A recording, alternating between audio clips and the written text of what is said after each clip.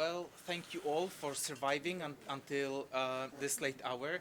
My name is Piotr Nazaruk. I'm from Lublin. I work at the Grodzk Gate NN Theater Center, which is a municipality organization or institution established like about 35 years ago. And at first it used to be an avant-garde theater, but over the years it grew into this center which is mainly dedicated to the commemoration of the Jewish community of Lublin and educating about Lublin's Jewish history.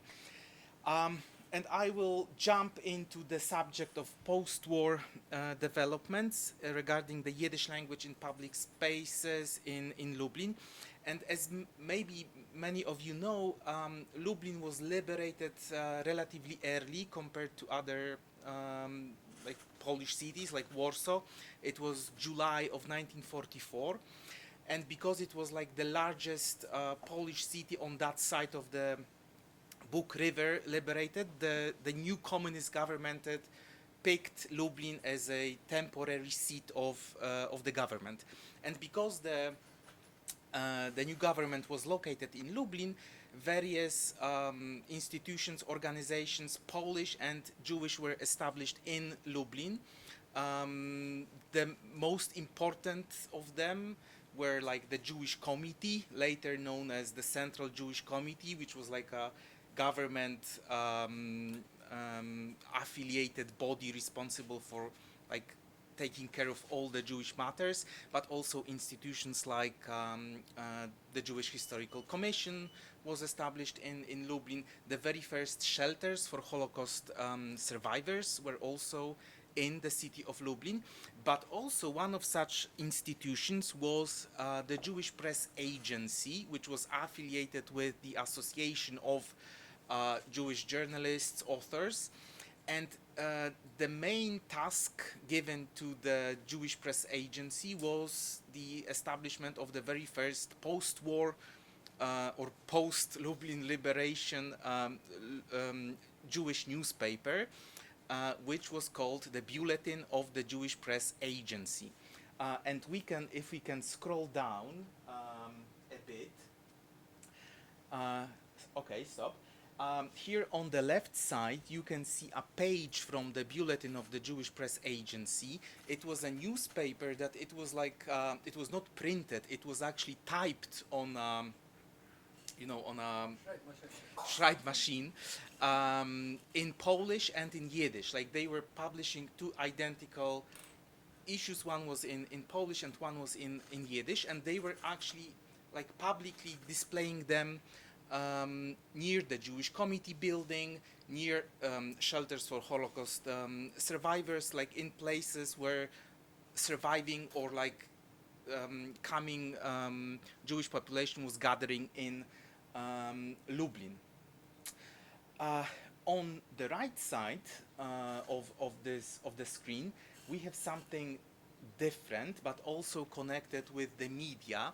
This is a transcript of the very first Yiddish radio broadcast, which was broadcasted from Lublin on January 4th, 1945. It was the very first time in the Polish history that actually a Yiddish program was broadcasted on the waves of the Polish radio, which back then was located in the city of Lublin, and such programs were organized mainly by Jonas Turkow and his wife Diana Blumenfeld, who were, before the Second World War, they were famous like performers, actors. She was a singer, and they survived miraculously, I would say, the Warsaw ghetto, and well escaped from Warsaw, came to Lublin, and like started their work basically. So we do not have any recordings, unfortunately, of the Yiddish programs that were being broadcasted from Lublin from January until like April, May 1954. Then they moved to Warsaw. However, we have such transcripts. This is the very first. It's not even like a program. It's just a just an info that they say that we will be broadcasting those Yiddish broadcasts every few days, and you can find us on such and such waves. So all of them survived in the archives of the Jewish Historical Institute in Warsaw. If we can go lower, Diana Blumenfeld was not only like reading the news in the radio, but also was performing in Yiddish. And this, well, very modest poster, as you can see, also not printed because Yiddish fonts or any other fonts were not found in Lublin back then. It's also typed. This modest poster advertises the very first Yiddish language Jewish cultural event taking place in liberated Lublin on December 3rd of 1944, just a few hours after the execution of a few guards from former Majdanek concentration camp. And it was a huge event. Actually, it was like commented in the Jewish press around the world. I remember reading like an article, a note about that very concert which took place in Lublin, in a Yiddish newspaper called, I think, Der Weg, issued in Mexico City. So like, you know, it was something like quite important for the Jewish world to know that the Jewish life is like being restored in Lublin, or in Lublin, Poland, as like this liberated area of Poland was known then. Okay, let's go lower. So we had like Yiddish newspapers, Yiddish radio, cultural events, but also like in the early the second half of the 1940s, Yiddish was like seen and heard in the streets of Lublin in the form of like such public demonstrations or marches. This photograph was taken in 1947. It shows like surviving Jewish community commemorating Jewish children from the Jewish orphanage in Lublin, which was liquidated in 1942. And in 1947, the bodies of the children, which were executed in a remote area of Lublin, they were exhumed and like reburied in the Jewish cemetery. So here you can see adults, but on this side of the photo there are kids, actually Jewish kids from Lublin, and they are holding this like banner or whatever the term is, and it says "Kovet unsere Brüderlech und Schwesterlech der Harget durch die Hitleristen." So like again, we heard Hitleristen term a few times today. It was also used in Poland back in the day. Okay, let's go further. The largest such like public demonstration with the use of Yiddish happened in 1963 in Lublin on the 21st anniversary anniversary of the Lublin ghetto liquidation. Back then, in the very city center of Lublin, just outside like the city council building, such a huge monument was erected, and it was a few thousand people actually participated in that event. Only a handful of Jews, because like the Jewish community back then was pretty small, but also like, you know, most of the participants were actually non-Jewish Poles. They were accompanied by like the local government, representatives of the central government, the army. So it was a huge event. And if we go to the next slide, this is a close-up from the of the monument. There is a quote in Polish and the same in Yiddish. Ich such die Teute meine in jeden Bergel Asch. It's a quote from a poem by Itzhak Katzenelson. I search like remains of my beloved in every tiny handful of ash. Unfortunately, so the monument was put there in 1963. Unfortunately, in the early 2000s, it was moved. It was moved into other location. I would say more remote and less splendid than the very city center, because the city decided to sell like the area around it for a private developer to build like a shopping center, which has not been built so far after 20 something years. Okay, let's see the next image. This is quite an interesting photo taken in 1964. It's like the public or semi-public event commemorating 20 years of the People's Republic of Poland, and at the same time 20 years of like Jewish life in People's Poland.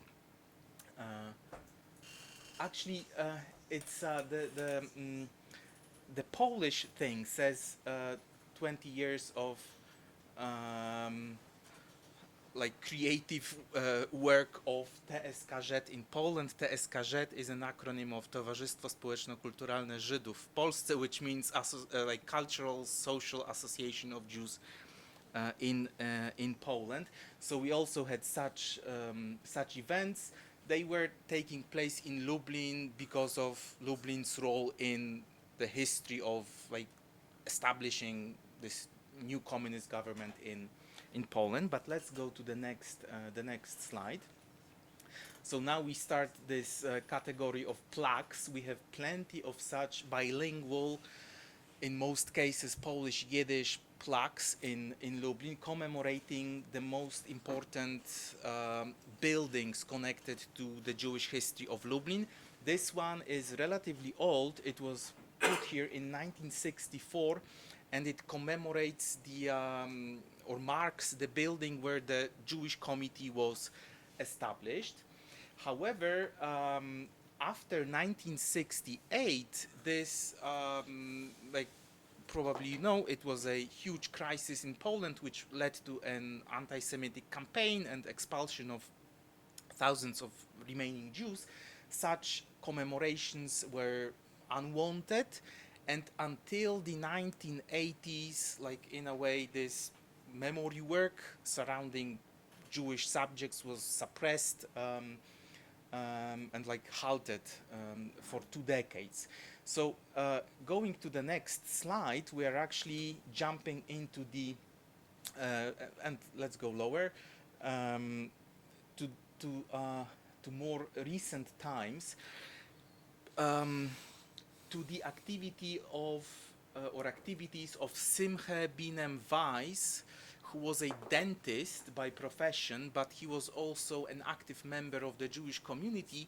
And in the middle 1980s, he started putting such simple plaques on various buildings marking important Jewish sites. Actually, there's a mistake here, like a orthographic error.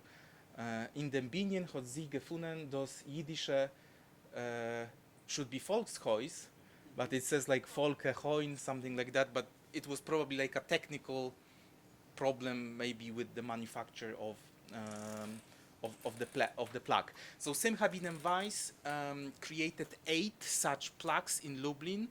Here you can see him unveiling one of them, marking various important buildings, like Peretz House, which was like a secular Yiddish language school building, but also like the Jewish hospital, the Lublin Yeshiva, and the last one. Let's go lower. Oh, here we have another one commemorating the site where the Grand Synagogue of Lublin was located. Also, like a map with like names of streets in the Jewish quarter in Lublin in both Polish and Yiddish. And if we go down, let's go down. On the left, you can see the last plaque created by Simcha Binem Weiss. It was in the late 1990s. It's marking the approximate location of a building where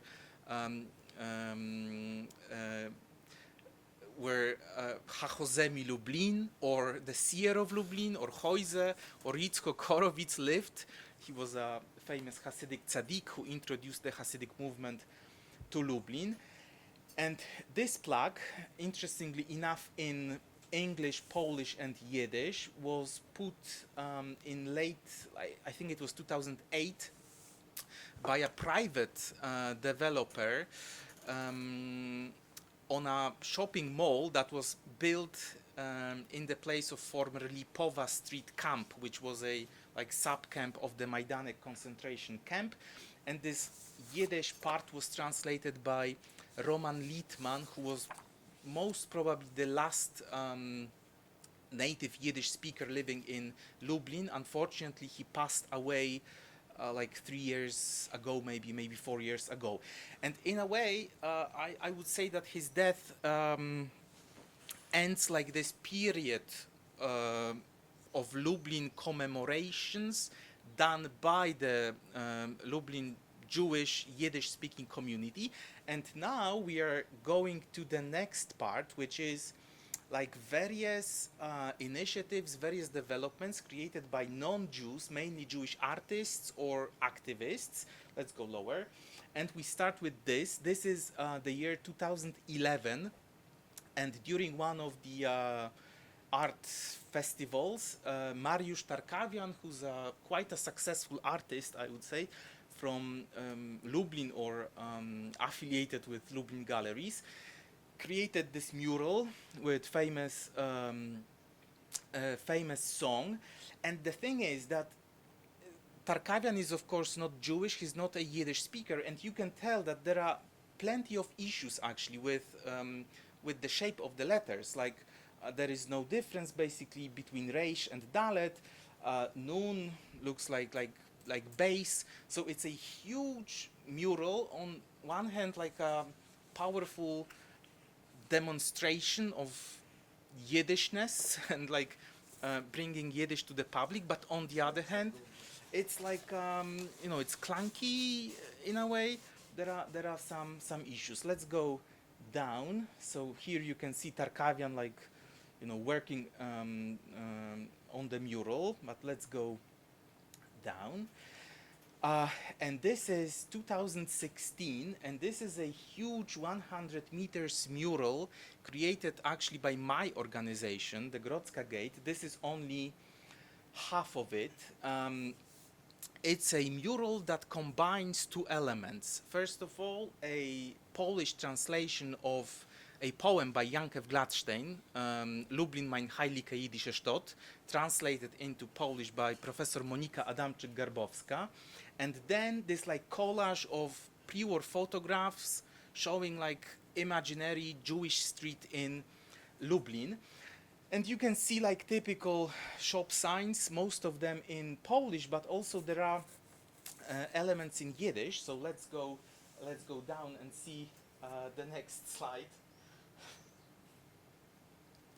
So you can see that something's here, and the thing is that with Polish letters, I can, as a Polish speaker, I can read everything, and I can understand even the tiniest words. With Yiddish, however, I would say that some of them are rendered sort of correctly, but in most cases they are either only approximate, or they are Yiddish Hebrew-like letter shapes, or in some cases it's complete nonsense. For example, let's see the next one. This is a close-up.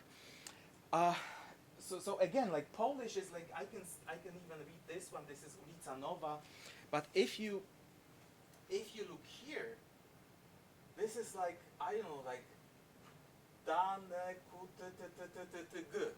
It's like, it's not even a word. It's a complete nonsense that looks like something Jewish. So unfortunately, even though this mural is like spectacular, very huge, and located near a very popular shopping center, there are some problems here as well. And let's see the next one. This is another huge mural. We have plenty of huge murals in Lublin. This one was created by an artistic group which used like symbols, pictograms to depict the history of Lublin, various important events or initiatives. And this is actually, this part at least of that mural is done pretty well. This is a logo of the most important Yiddish newspaper from Lublin, which was called Lubliner Tugblatt. And they used such a stylized font. So the logo was, I would say, rendered pretty well. But let's see the next one. And here we have a surprise. We have the great synagogue, and we have its name. However, as you can tell, it's the word order is switched. So it's Mahar Shal Shul, but like mirrored. So the previous one was probably rendered based on like a JPG or something, like a graphical file. And this one was created in some kind of computer program, like InDesign or something to set text. And someone forgot or even didn't know to like switch the word order. And we have this, I'm not even sure how to read it, from right to left.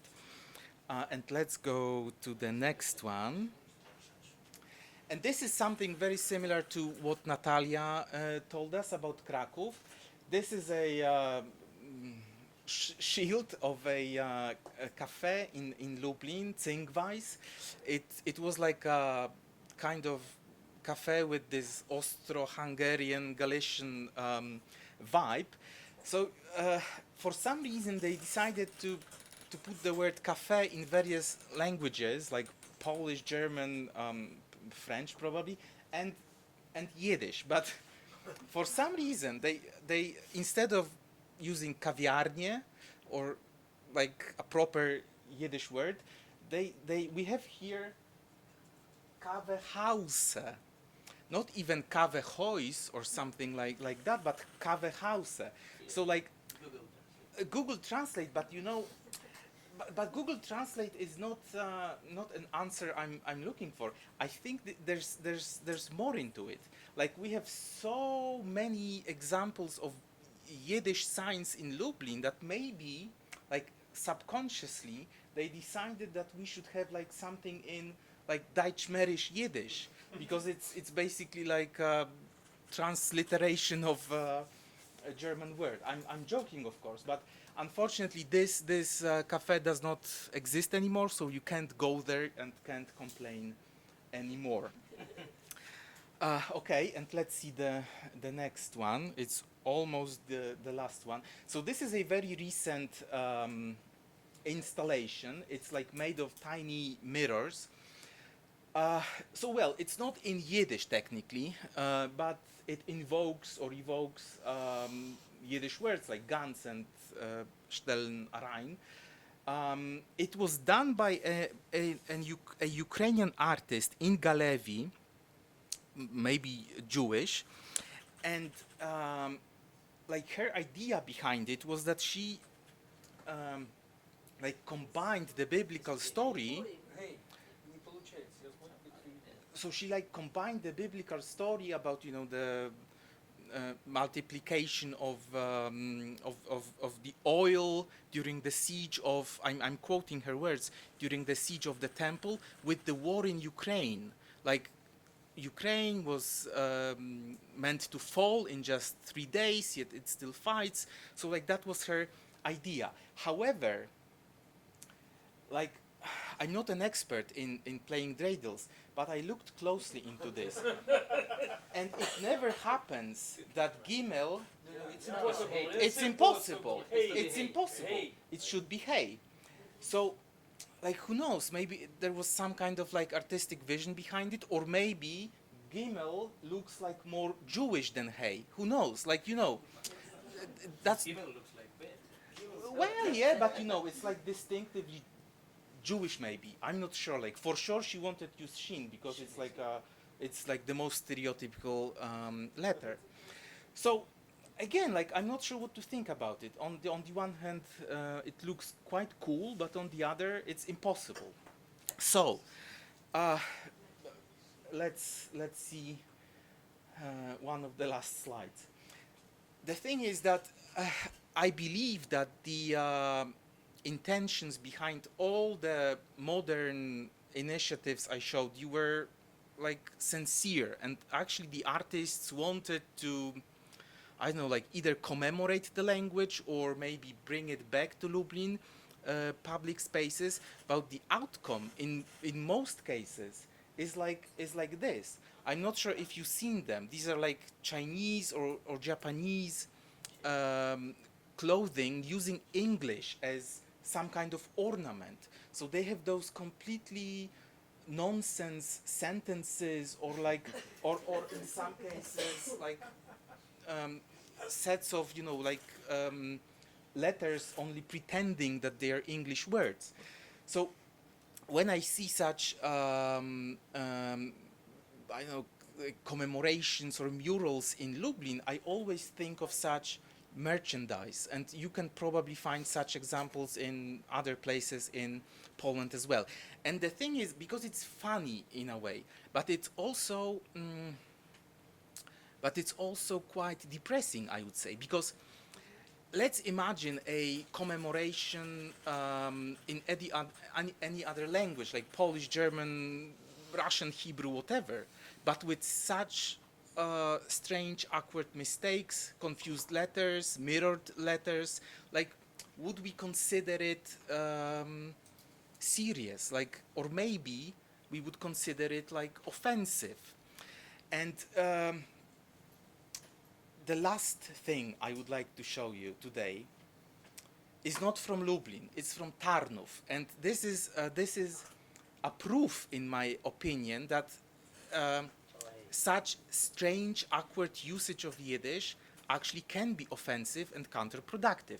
So this is from Tarnów. In Tarnów, an Italian person decided to like build some kind of a Jewish museum, and he put this sentence, "Cenotafium Jiddischer Huis," which is a combination of like Latin, Italian, and Yiddish in this like English, Italian maybe transliteration. But those of you who know Polish and maybe other Slavic languages as well will understand that the word huis is not a pretty word. It's actually a very vulgar word for a male member or penis. And like, you know, even if this initiative is sincere, no one in Poland, including Tarnów or any other town, will consider it serious. They will see the last word only and nothing else. So, like, you know, like, who is the audience of such initiatives? Like, we do not have plenty of Yiddish speakers in Poland anymore. For many Poles, such murals in Yiddish, they consider them either Hebrew, or some like younger probably consider them Cyrillic or something, because they can't tell a difference. So I'm not sure why non-Jewish or non-Yiddish speaking artists decide to use Yiddish, and they use it, in my opinion, instrumentally as an ornament only, without putting any thought to it. And the question is also, if they are using it without proper knowledge, shouldn't they at least, like, you know, like, ask someone? Because, like, as I said, I think it's quite obvious that this is not a commemoration. This is a mockery. unfortunately. So thank you. That's the last thing. Dear colleagues,